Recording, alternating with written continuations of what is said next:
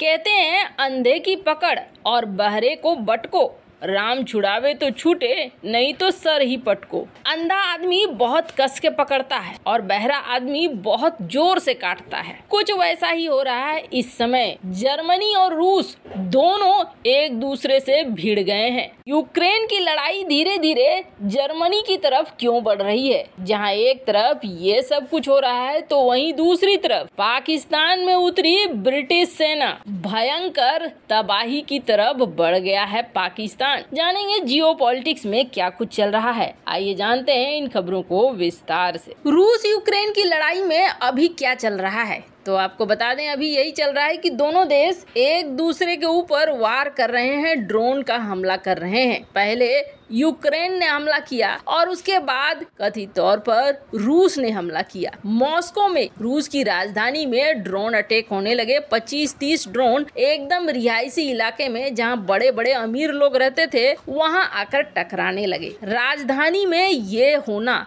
ये रूस की बहुत बड़ी कमजोरी को दिखा रहा है। उसके अंदर घुसकर अब वार होने लगा। बदले में रूस ने भी मिसाइलों की बारिश कर दी। ये युद्ध चल रहा है, पर इस युद्ध में अचानक से अब वो मोड़ आ गया है कि जर्मनी भी इस युद्ध में शामिल हो गया है। अब हो क्या रहा है? हो ये रहा है, पहले ये दो देश थे, एक जर्मनी और दूसरा फ्रांस। ये दोनों, आपको तस्वीर याद होगी, जब पुतिन से मिलने गए थे तो भले ही लंबी टेबल में बैठे हों, लेकिन वो चाहते थे कि ये युद्ध न हो और इस युद्ध को रोकने का उन्होंने बहुत बड़ा प्रयत्न किया था। पर अब ये युद्ध जर्मनी के तरफ ही मुड़ता हुआ दिख रहा है। आपको बता दें, एक तो जर्मनी में इस वक्त रिसेशन है बुरी तरीके से। हमने बताया था कि जर्मनी की हालत खराब हो चुकी है, जर्मनी में मंदी घुस चुकी है। पर इन सब मंदी के बावजूद जर्मनी ने करीब करीब $3 बिलियन के मिलिट्री एड यूक्रेन को दिए। 30 लियोपार्ड A5 टैंक,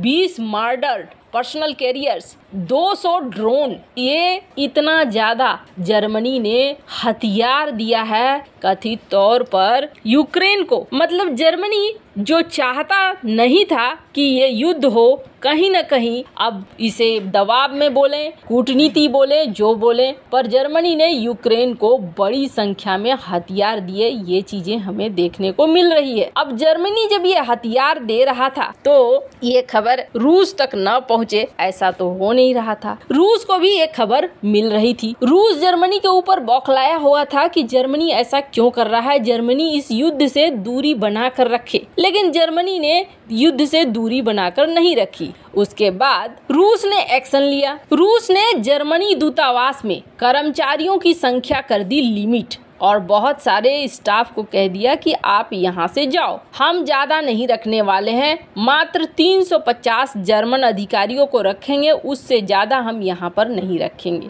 अब ये जर्मनी के लोग वहाँ क्या कर रहे थे, सरकारी अधिकारी रूस में क्या कर रहे थे, तो आपको बता दें, एक तो वाणिज्य दूतावास में थे, दूसरा विद्यालयों में थे, तीसरा सांस्कृतिक संगठनों में थे। बहुत संख्या में लोग दूसरे देश में राजदूत और अन्य कार्यक्रमों में जुड़े होते हैं। रूस ने सीधे जर्मनी के दूतावास को बुलाया और कहा, देखो भैया, अब हम तुम्हारे इतने सारे लोगों को नहीं रख सकते हैं, 350 लोग रहो, उससे ज्यादा नहीं, उससे ज्यादा जितने हैं वो यहाँ से छोड़कर निकलो। खास तौर पर सांस्कृतिक संगठन और विद्यालय में जो सेवा देने वाले अधिकारी हैं वही रुकेंगे और कोई नहीं रुकेगा। अब आपको बता दें, ये रूस की तरफ से किया गया और जैसे ही रूस ने इस तरीके का कदम उठाया, उसके जवाब में अब जर्मनी ने भी कदम उठा लिया है और जर्मनी ने रूस को ये कहा है कि जर्मनी में जो 5 रूसी वाणिज्य दूतावास है ना, उनमें से 4 को बंद कर दो, सिर्फ एक ही चलेगा। यानी जितने संख्या में तुम्हारे यहाँ हमारे लोग रहेंगे, उतने ही संख्या में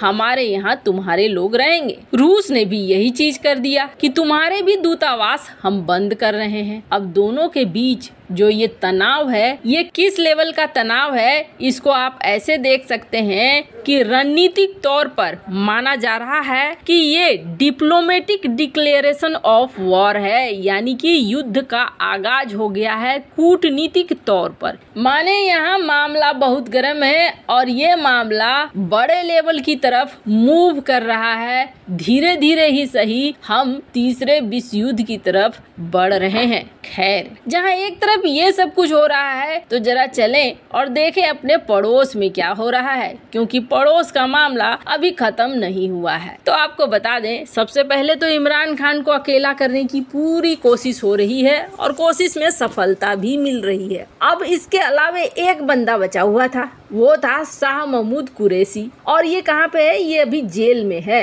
अदियाला जेल, यहाँ पर इसे रखा गया है। अभी तक सेना ने जितने नेताओं को पकड़ा, बड़े बड़े नेताओं को, उनको इस तरीके से लाल किया और ऐसे कुर्सी में बिठाया कि उसके बाद जब वो बाहर निकले तो बहुत तो उनमें से संन्यास ही ले चुके थे, बहुत तो इमरान खान के खिलाफ ही बोलने लगे कि यही है जिसकी वजह से हमारा लाल हुआ है। लेकिन अभी एक बंदा है जो टिका हुआ है इमरान खान के साथ, और वो बंदा क्या है? वो बंदा है कुरैशी। कुरैशी को लेकर इमरान खान ने एक ऐलान भी कर दिया। ऐलान में ये कहा कि अगर मुझे बैन कर दिया जाता है तो कुरैशी नंबर 2 की पोजीशन पर जो है वो 1 की पोजीशन पे आ जाएंगे। ये खबर आई, सेना ने बोला अच्छा गेम खेल रहे हो, अभी बताते हैं। एक प्रतिनिधि मंडल कथित तौर पर भेजा गया, और प्रतिनिधि मंडल में कौन कौन है उसे सुनकर आपको हंसी आएगी। प्रतिनिधि मंडल में फवाद चौधरी, इमरान इस्माइल, महमूद मौलवी, आमिर कियानी,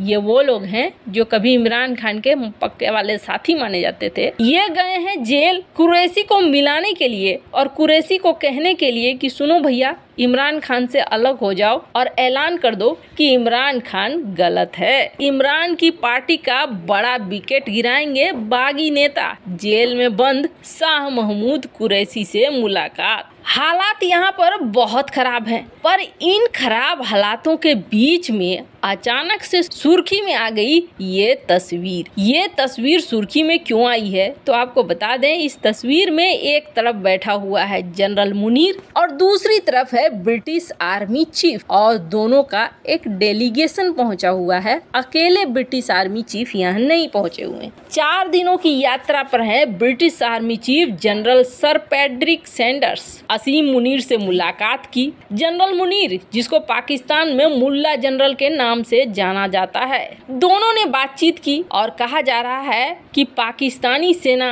आतंकवाद के खिलाफ जो काम कर रही है उसके बारे में बातचीत हुई। अब यहाँ पर इन्होंने निकलकर बाहर यही बयान दिया कि विनाशकारी बाढ़ के बाद यूके की सेना हमसे मिलने आई थी और हमें बाढ़ के राहत कार्यों के लिए मदद देने और भी चीजों के लिए ये हमें आश्वासन देने के लिए आए थे। पर कहा जा रहा है कि इन सब चीजों के लिए नहीं, बल्कि यूके की ये टीम पहुंची थी न्यूक्लियर हथियार सुरक्षित हैं या नहीं। खैर, अब बंद कमरे की मुलाकात में जनरल मुनीर और ये जो बात हुई ये तो इनके बीच में ही रही, पर दुनिया भर की नजर है इस वक्त पाकिस्तान के अंदर कि पाकिस्तान न्यूक्लियर हथियारों का क्या करता है। वैसे इन सब मामले में आपकी क्या राय है, कमेंट कर जरूर बताएं। जल्द मिलते हैं अगले वीडियो में नई खबर के साथ।